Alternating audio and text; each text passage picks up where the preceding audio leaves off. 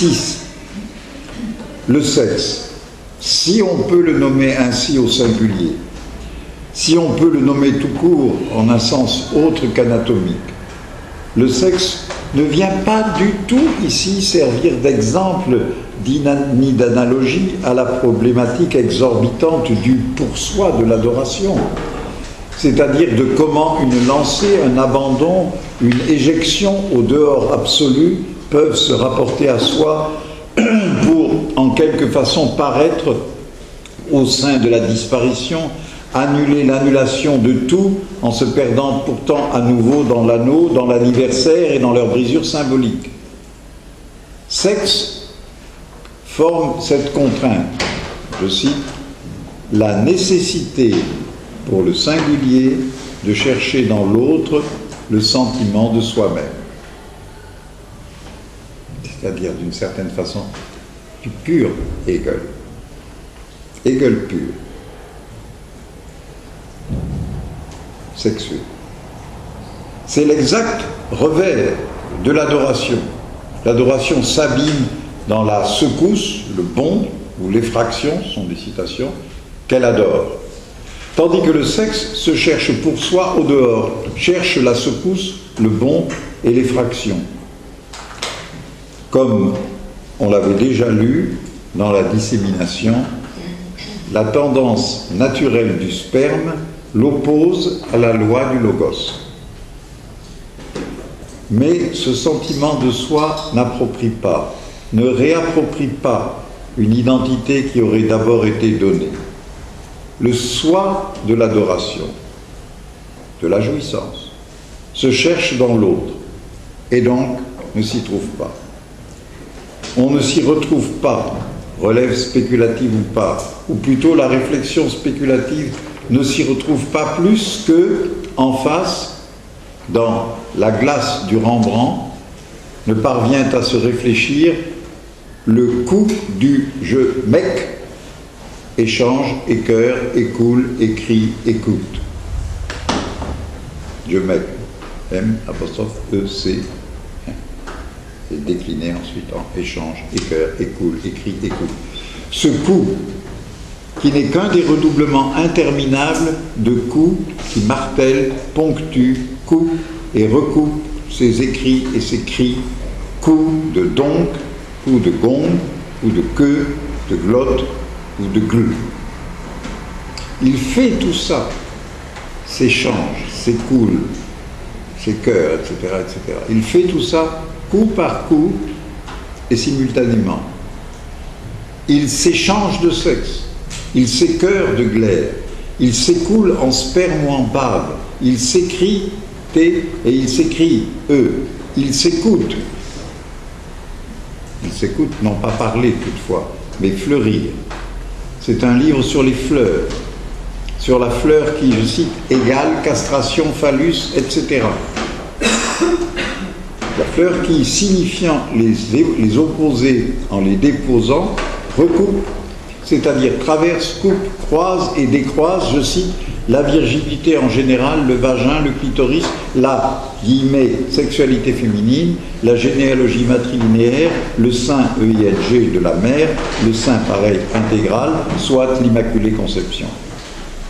Ailleurs, la fleur virginale sera dite varginale, entre verge et vagin de la Vierge, petite pierre ou cloche clitoridienne. Les fleurs occupent une place considérable dans ce livre, dans ces livres. Leur religion, selon Hegel, est de l'autre côté la tendance générale à l'unisexualité des systèmes floraux, qui est un mode du mélange, de la mêlée et de la dispersion des produits sexuels. C'est pourquoi la fleur ou les fleurs se distribuent à tous les sexes, à celui de la Vierge et à celui des beaux soldats dont les frocs retirés révèlent, je cite, ces lourdes fleurs dont l'odeur me foudroie. C'est ainsi que la religion des fleurs suit la religion du soleil, suit sans doute bien après. Elle vient en quelque sorte coiffer et doubler la pyramide le pourçoit de l'adoration et l'ouverture de l'anneau anniversaire. C'est la couleur d'une fleur, celle du genêt, ce, je cite, jaune broué de maïs, qui donne lieu à une touche qu'il dit ne plus savoir où mettre dans mon adoration.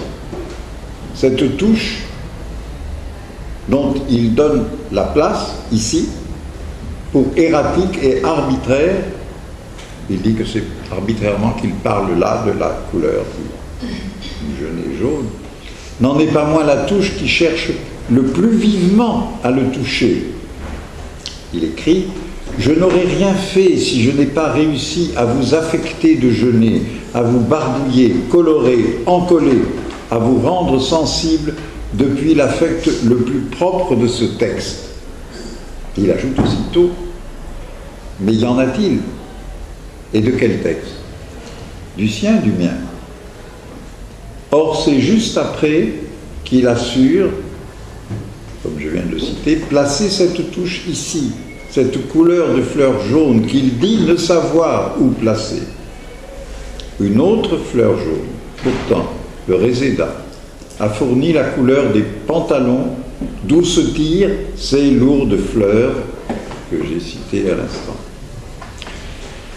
Jaune et cireuse est aussi la tache et la touche du baume au caractère onctueux dont Marie-Madeleine fait reluire le corps du Christ. Et il faut bien rappeler qu'en argot français, faire reluire, c'est faire jouir. Le pollen aussi, dans sa dissemence, écrit-il, est dit jaune. Le jaune est, je cite, comme l'or ou comme la trahison. En français, enfin en France, le jaune est la couleur, ou était la couleur des cocus. Pardon. Comme le soleil, le jaune est comme l'or, comme la trahison, comme le soleil ou comme le travestissement. Ailleurs, il rappelle Celan, qui parle de ma tache jaune, ma tache aveugle, ma tache juive. Et il annote Celan, c'est dans Bélier, bien sûr, macula, le nom de la tache jaune au fond de l'œil, garde bien cette connotation de marque qui souille l'immaculé, entache ou inculpe comme un péché originel de la vue. L'affect le plus propre du texte, dont ne sait qui,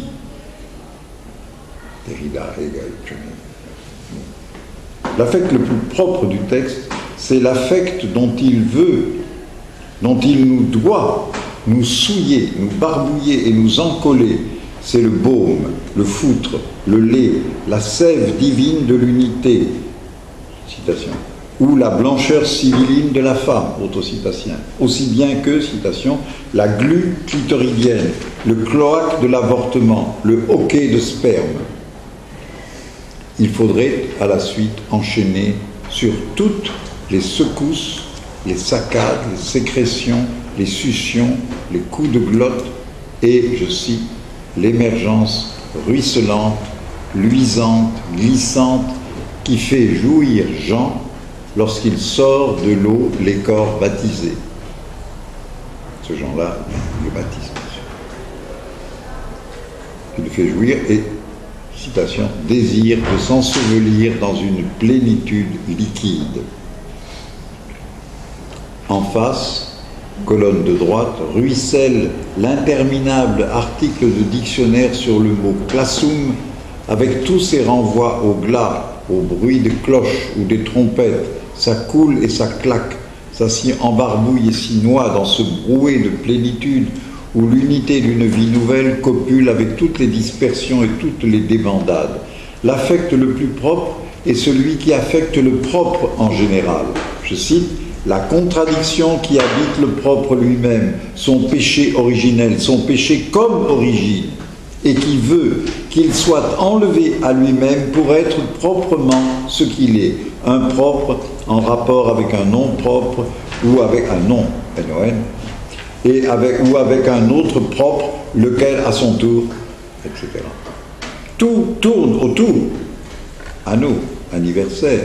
Mais il n'y a pas de tour, ni de tout, mais tout tourne autour de ce qu'ailleurs il nomme dans Parage cette collusion sans identité du proche et du lointain qui agite le propre le plus propre et dont le sexe est l'exhibition, l'annulation, l'anneau, c'est-à-dire à la fois la neutralisation et la division, le débordement et l'excroissance, la virginité, comme il finit par le dire, enfin, de ce qui, je cite, dans la différence sexuelle se porte au-delà du 1 et du 2, de la différence duelle ou oppositionnelle. Ça, c'est dans le point de suspension. C'est-à-dire encore du propre et de l'impropre, c'est-à-dire aussi du propre et du sale. Et par conséquent, du distingué et du vulgaire. Voilà pourquoi la vulgarité ne nous quitte pas. Au-delà, c'est-à-dire toujours plus loin dans la tresse indémêlable des deux, le propre, l'impropre, le propre, le sale. 7. Cet affect du propre, impropriété du nom de fleur, qu'il signale, ou bien en face de la famille qui s'effondre d'elle-même. Je cite, logique de l'antérection, prospérité, misère, honte, gloire, sauvage, apprivoisé, impropre, propre. Cela étant dit à propos des poux, chez les prisonniers de Genève, etc., etc. Tout ça n'est bien sûr pas étranger à ce qu'il appelle l'affect organisateur de l'écriture, c'est-à-dire aussi bien à sa matrice compulsionnelle, caractérisée comme coagulation de sens, de forme, de rythme.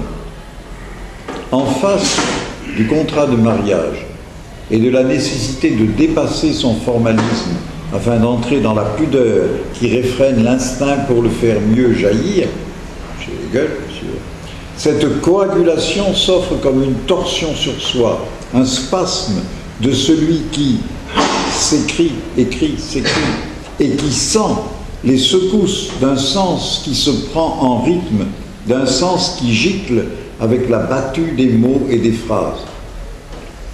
Il avait déjà, dans la grammatologie, cité Freud, le sens symbolique sexuel du porte-plume se répand dans l'acte d'écrire en s'y déchargeant, notant, oui, bien entendu, le régime singulier de ce sens symbolique qui se décharge, ici chez Freud, très littéralement, comme l'encre du porte-plume.